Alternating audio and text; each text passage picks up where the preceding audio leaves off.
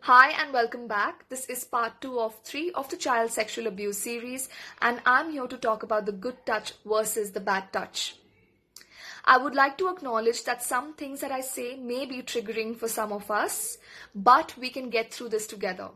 How we could do this is by a breathing exercise and a grounding exercise. In the breathing exercise, we inhale through the nose, hold it for 3 seconds, and then exhale through the mouth. So it's something like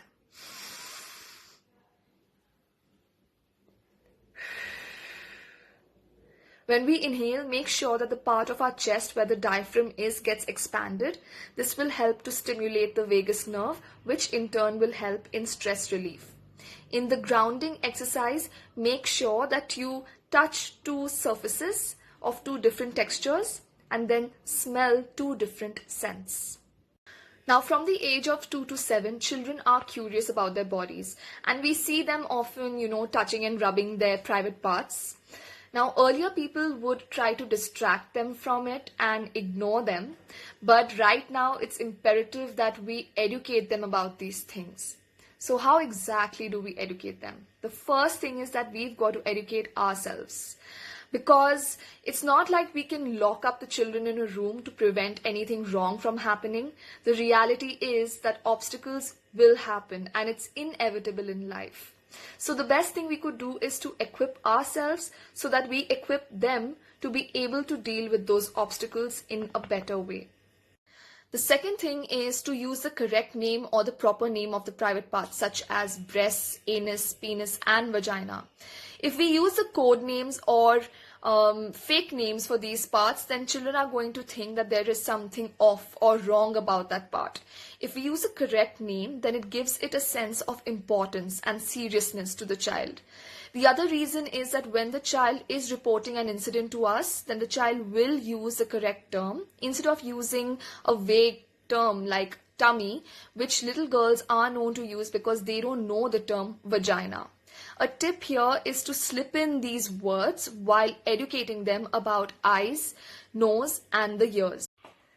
The third thing is to teach the child about self-preservation and personal space.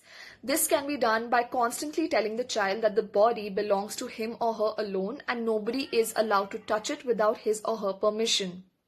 It can also be done by asking the child to give the elder sibling the space he or she needs so that the child learns to respect another person's space likewise.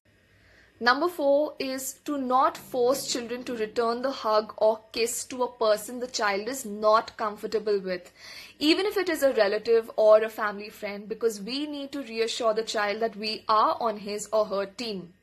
The second point of the main fourth point is that we need to avoid spanking children even if it is meant for fun, because when the abuser does it, it's going to be normalized in the child's mind. And the third point is to not encourage children to dance and put up performances to item numbers and songs with explicit lyrics. I have personally seen children who have trained for weeks or months together to dance to item numbers on stage, and parents have been in the audience cheering them on. It's pretty disheartening to say the least. So I feel we should avoid doing these things. The fifth point is to control media exposure. So children may see explicit images or pornography on pop-ups, or they may be shown pornography by older kids. So use parental controls, because children may not come and report this to the parents. The sixth point is to teach the child about the good touch versus the bad touch. Now, the terms good and bad are used because it creates a clear-cut difference in the child's mind, and it's easier for children to follow a guideline or a rule. Now, a good touch makes the child feel safe and comfortable, something like holding hands and running around during a game or hugging.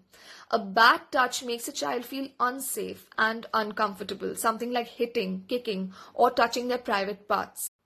Now, I have experienced this when I was a child. A boy who was older than me by 2 years, he would hold the doll in his hand and lift her clothes or pull her clothes off and look under her frock, under her skirt, and under her underwear. Now, the parents would just look at him and they would laugh, they would make a joke out of it, and they would tell it to their friends, and all would just laugh about it. But I feel, thinking back, that is where the problem begins, because they normalize it, right?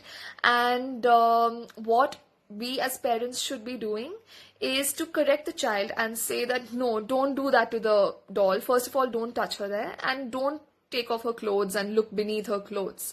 And what this does is it reinforces the concept of consent.